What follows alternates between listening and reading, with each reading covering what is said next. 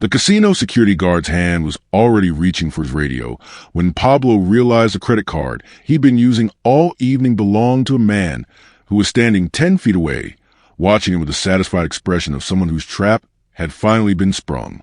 What seemed like the perfect border crossing plan, swapping clothes and documents with American tourists in exchange for cash, was unraveling in the worst possible way.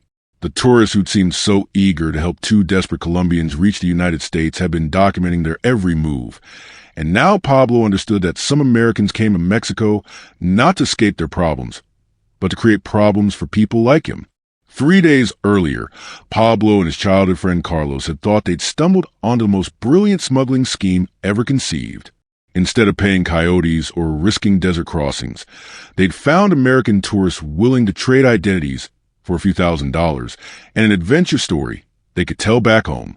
But as casino security began surrounding Pablo while the tourists who'd given him the credit card smiled and took photos, he realized that some adventures were designed to end with other people in handcuffs.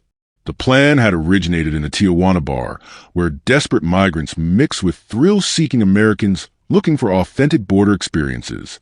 Pablo and Carlos had been drowning their sorrows in cheap beer, their legal visa applications rejected for the third time despite having family in Los Angeles and legitimate job offers waiting for them.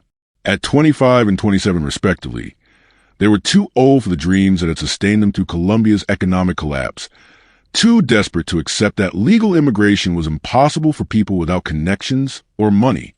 That's when they met Jake and Brad, two Americans in their early 30s who'd come to Tijuana for what they called a border experience. They were travel bloggers, they claimed, documenting the reality of migration for their American audience. They bought rounds of drinks, asked intelligent questions about the challenges facing migrants, and seemed genuinely sympathetic to the impossible situations that drove people to risk everything for a chance at American opportunities.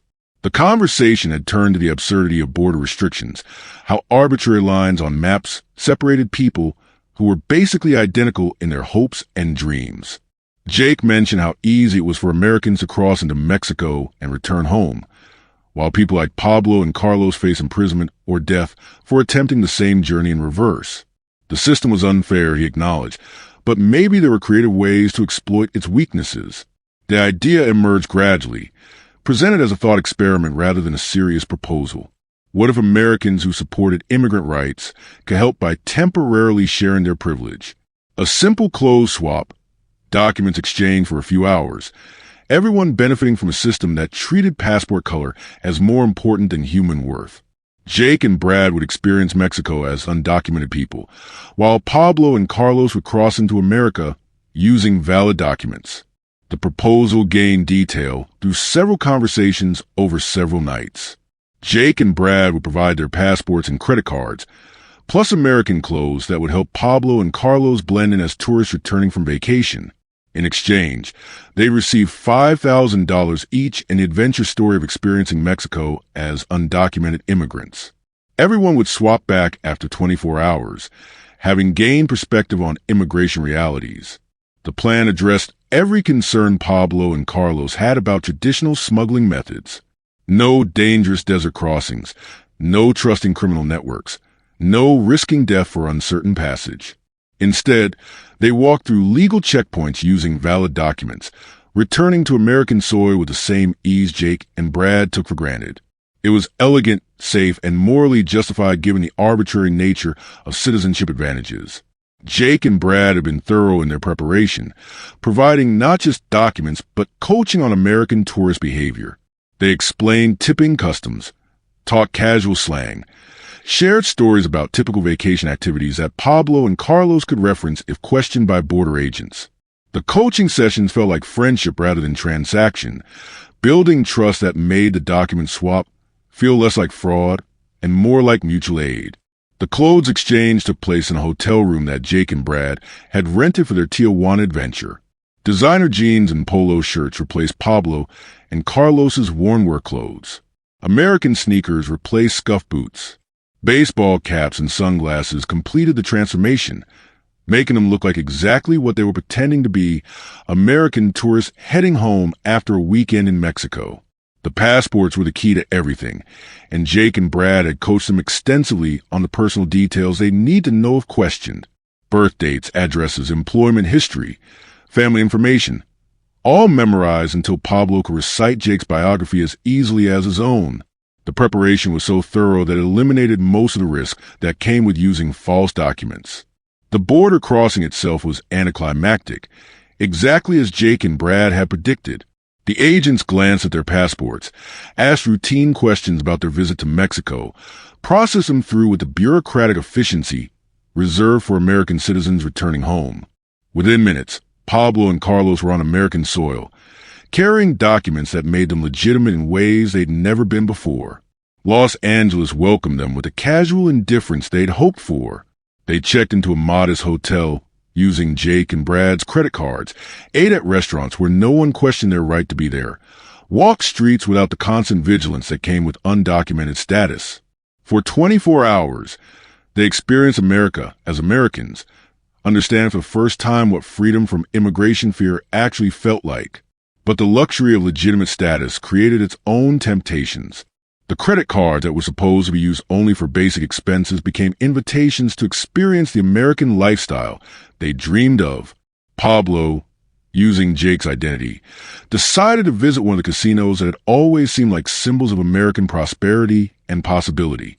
The casino night started innocently enough. Pablo used Jake's driver's license to enter, his credit card to buy chips, his social security number to establish a player's account.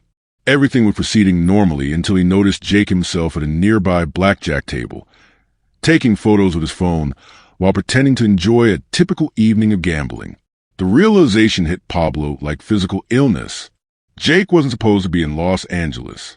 According to their agreement, he should have been in Tijuana, experiencing Mexico as an undocumented immigrant, learning about the challenges facing people like Pablo and Carlos. Instead, he was in the same casino, documenting Pablo's activities with the systematic attention of someone gathering evidence rather than taking vacation photos. The trap had been more sophisticated than Pablo could have imagined. Jake and Brad weren't travel bloggers, but something far more dangerous. Americans who developed a scheme for exposing illegal border crossings while creating the very opportunities they'd later report. They provided genuine documents to enable genuine fraud, then documented the fraud they'd enabled as evidence of criminal activity. Casino security arrived within minutes of Pablo's recognition of Jake, suggesting coordination that had been planned long before their first meeting in the Tijuana bar.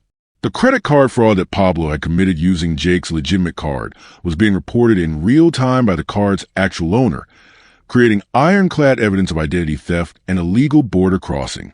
The arrest was conducted with professional efficiency that suggested experience with similar operations. Pablo was charged not just with illegal entry, but with identity theft, credit card fraud, and impersonation of an American citizen. The very documents that had enabled his successful border crossing became evidence of multiple federal crimes that carried sentences far worse than simple deportation. Carlos, meanwhile, had avoided the casino trap, but faced his own nightmare when Brad appeared at his hotel, accompanied by immigration agents who'd been coordinating the operation from the beginning. The entire scheme had been designed to create evidence of illegal activity, turning the immigrants' desperation into criminal charges that would justify harsh enforcement measures. The legal proceedings revealed the sophistication of Jake and Brad's operation. They'd been running similar schemes for months, targeting desperate migrants with offers of document sharing, then documenting the fraud they'd enable for immigration enforcement agencies.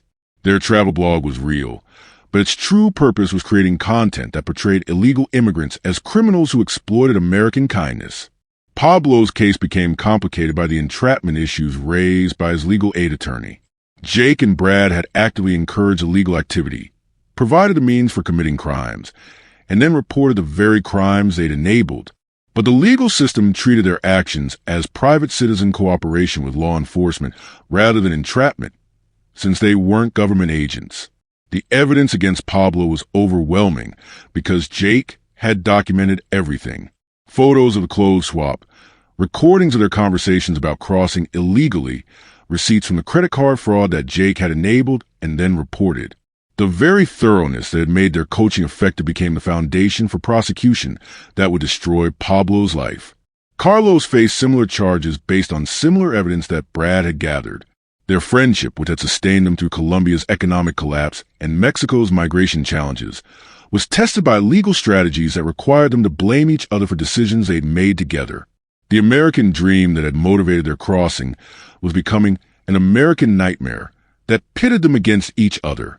The psychological impact of betrayal was worse than the legal consequences. Pablo and Carlos had trusted Jake and Brad with their lives, shared their stories and dreams, believed they'd found Americans who understood their desperation and wanted to help. Instead, they'd found predators who'd weaponized their empathy and desperation into content for blogs that portrayed immigrants as criminals deserving punishment. The immigration detention facility where they were held became a reunion of sorts with other victims of Jake and Brad's operation. Dozens of migrants have been trapped by similar schemes over several months, all believing they found sympathetic Americans willing to share privileges, all discovering too late that they'd been targeted by Americans who understood exactly how to exploit immigrant desperation. Jake and Brad's travel blog gained national attention after the arrests, with immigration hardliners praising their citizen enforcement efforts and immigrant advocates condemning their entrapment tactics. The debate focused on whether their methods were heroic or horrific, while Pablo and Carlos remained in detention, facing years in federal prison for crimes they've been encouraged to commit. The sentences that eventually came were harsh enough to satisfy the blog's audience, while creating deterrent effects that discouraged other migrants from attempting creative border crossings. Pablo received 3 years for identity theft and illegal entry. Carlos received 2 years for similar charges. Their American dreams ended in American prisons, serving time for crimes that Americans had taught them to commit. The deportation that followed their prison sentences sent them back to Colombia with criminal records that made future legal immigration impossible and criminal charges that made employment difficult even at home. Their attempt to reach America had left them worse off than when they'd started, carrying legal disabilities that would follow them for life. Jake and Brad's operation eventually expanded into a consulting business, teaching other Americans how to identify and report illegal immigration while creating content for audiences that preferred their border enforcement with a side of righteous indignation. Their success had been built on understanding exactly how to exploit immigrant desperation while maintaining plausible deniability about their predatory intentions. The Tijuana bar where Pablo and Carlos had met their tormentors remained a gathering place for migrants and Americans, but the stories circulating now included warnings about Americans bearing gifts that seemed too good to be true. The border economy adapted to include new forms of exploitation, with predators learning to disguise enforcement as assistance and migrants learning to distrust even apparently sympathetic Americans. Years later, Pablo worked in Bogota, his American dreams permanently destroyed by 3 days of believing that some Americans wanted to help rather than harm immigrants. The clothes swap that had seemed so clever had been designed to create evidence for prosecution. The friendship that had seemed so genuine had been performance art designed to maximize immigrants' suffering for American entertainment. Carlos had struggled more with the psychological aftermath, unable to trust offers of help from anyone, certain that every kindness concealed malicious intent. Their childhood friendship had survived Colombia's violence and Mexico's dangers, but been damaged by American betrayal that had turned their hopes into weapons against them. The credit cards that had enabled their casino adventure had been monitored from the moment they received them, every transaction documented as evidence of fraud that Jake and Brad had specifically encouraged them to commit. The freedom they'd experienced for over 24 hours had been an illusion designed to make their capture more devastating and their prosecution more conclusive. The border crossing that had seemed so successful had been successful only at delivering them into a trap that was more sophisticated than anything criminal smugglers might have designed. Jake and Brad had understood that the most effective way to destroy immigrant dreams was to first make them seem achievable, then document their achievement as evidence of criminality that justified harsh punishment. The tourist clothes they'd worn during their brief time as fake Americans had been returned to Jake and Brad as evidence, but the memories of feeling legitimate in America remained with Pablo and Carlos as reminders of what they'd lost through trusting people who'd understood exactly how to exploit trust for profit and entertainment. The casino security footage that had captured Pablo's arrest was eventually featured in Jake and Brad's documentary about immigration fraud, turning his moment of realization into content for audiences who preferred their immigrant stories with clear villains and satisfying conclusions. His despair had been monetized as entertainment for people who'd never faced the choices that desperation made seem reasonable. The swap that seemed so clever had been designed by Americans who'd understood that the most effective traps were those that use immigrants' own dreams as bait, turning hope into evidence and desperation into prosecution. Pablo and Carlos had learned that some Americans came to the border not to understand immigration, but to create immigration problems they could then solve through enforcement that benefited their careers and satisfied their audiences. The tourists who followed them back hadn't been following them at all, but leading them into carefully constructed traps that use American privilege as a weapon against people who'd never had privileges to weaponize. The border they crossed had been less a geographic boundary than an entry point into a system designed to turn their dreams into nightmares for American entertainment.